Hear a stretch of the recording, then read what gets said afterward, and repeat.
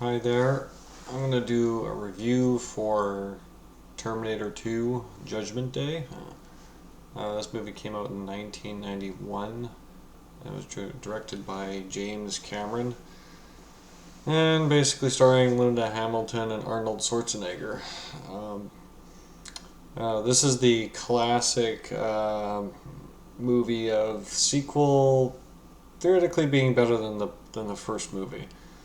Um, Kind of follows the same story as the first movie. I think all the Terminators followed the same basic story structure as the first movie, but nonetheless, this one made some significant improvements over the first movie. This one is also infamous for being hugely budgeted. The first movie, something like $6 million supposedly. This movie here is nearly $100 million. Nonetheless, it's one of those classic films. It's one of the first heavy duty uses of CGI and visual effects, and it's just got a lot of all around high end filmmaking technology employed in it. It's a very well produced movie. Um,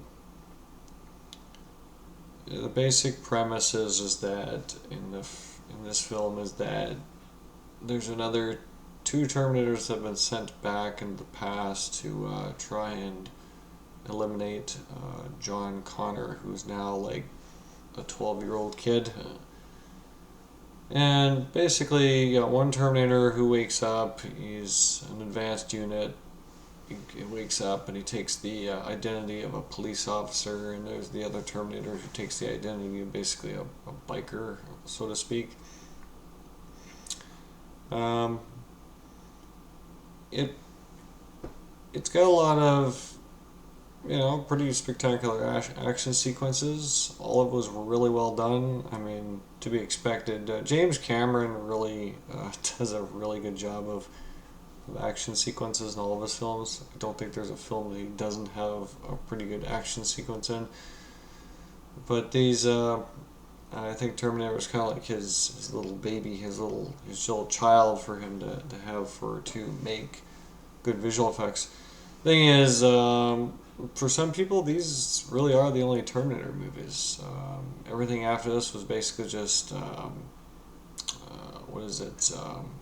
Fan fiction, because it's not until Terminator Dark Fate many years later that James Cameron actually personally decided to make another Terminator movie. Terminator 3 and Terminator Salvation and Terminator Genesis were not directed by James Cameron. More or less, this film here, though, they got what they called an advanced prototype T-1000 that starts hunting for John, and it produces some curious sequences. All the shots really well filmed. Um, Basically, Sarah Connor, the story of Linda Hamilton, Sarah Connor, is that she's now in a mental asylum because apparently she did some things that she, of course, can't tell anybody. The future is going to happen. Nobody, of course, knows this. Nobody will know this until it happens. But of course, she knows what's about to happen. So she, of course, goes and tries to take down some defense network computers at certain points. Gets herself put into a mental asylum. Declared clinically insane. And of course, the joke of the movie is that Linda Hamilton actually did, when she got brought back, she says, "No, I'll come back just as long as I'm crazy." And James is like, "Yep, we can make you crazy. We don't mind this thought." But it ends up being a really good movie about just everything. Everything's good in this movie. Um, I'm sure there's detractors to the Terminator franchise. More or less, I enjoy pretty much all of them to a certain extent. I think maybe other than Genesis, I don't really enjoy that much, but they all try and show different aspects of this war, of man-machine war. But nonetheless, Terminator 2, highly well produced. The T-1000 is quite a different model prototype than the T-800 that preceded it. And it is interesting watching it do all of its morphing. Like, that's basically what it is. It's a morphing Terminator. It morphs into whatever shape it can replicate. And of course, it's been explained in the movie that it can't do a machine. It can't do moving parts, so it can't turn into firearms. It can't turn into a vehicle. Um, Basically, it's basically stabbing weapons, puncturing weapons, things like that. Um, it's got its limitations, but it still produces some pretty good ideas, pretty good concepts for what it can do and what it can't do. Um, and meanwhile, it inadvertently there's certain ironic sequences. It produces one ironic sequence in like about 2/3 of the way through the film where Arnold unloads a minigun on a police squad. Of course, no casualties, but nonetheless, I think this is one of the more unique sequences done. Almost like it was done in retrospect to the first Predator movie, where that movie also contained unloading of a minigun on a forest area. But nonetheless,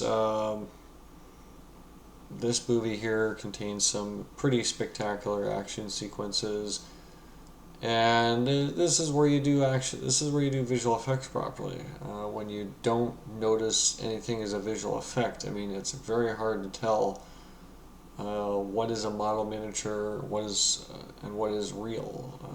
The model miniature work is pretty spectacular in the movie. It doesn't. It follows the rules of the fact that if it looks fine, then you've done your job. I don't think there was too many issues with this movie. It doesn't. It's missing a key. It's missing any scenes involving police. I think the first movie kind of already decided that was enough of that of Terminator going into a police station and doing major stuff. This movie here steered clear of that kind of mess and stayed a little bit more safe zone rated R movie. The gore is kind of down a little bit in this movie. It's a little bit more slick. It's made for a little more general audience than the first movie was. But nonetheless, the story structure is the same. Terminator going on the chase of a target. It does. I don't think there's anything. There's infamously now getting to be two cuts of this film. There's the theatrical cut and the director's cut. The theatrical cut is really only missing like one or two things from the extended cut that's really technically could be called required. But no, nonetheless. I think this is one example of a film that looks a little bit ahead of its time. Terminator 2 looks a little bit newer than some of the other films that came at its time period. I think that's just the mastercraft of James Cameron. He's really good at producing films like this so everything looks really good and functions really well.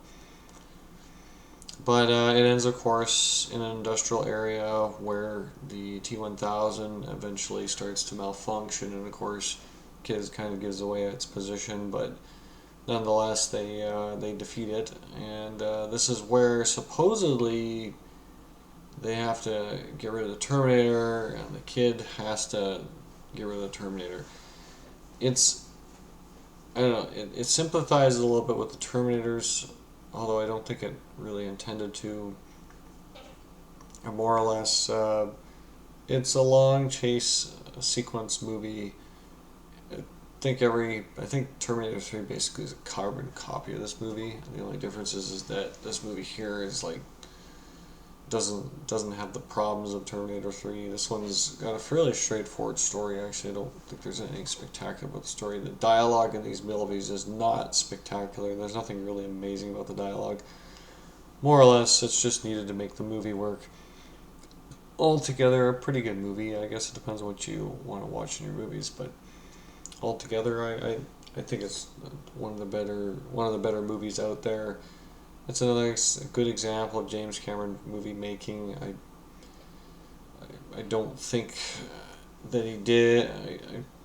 It was a fine film. Looks really good. They supposedly saved themselves from the future war in this movie. although they tried to retcon that in subsequent films. But nonetheless, in this film, they're claiming that it got rid of the problem of Skynet being constructed, and dealing with that blow to that story, and getting rid of the problem of Skynet. But nonetheless, yeah, this film ends up working out in the end. It's a pretty good film.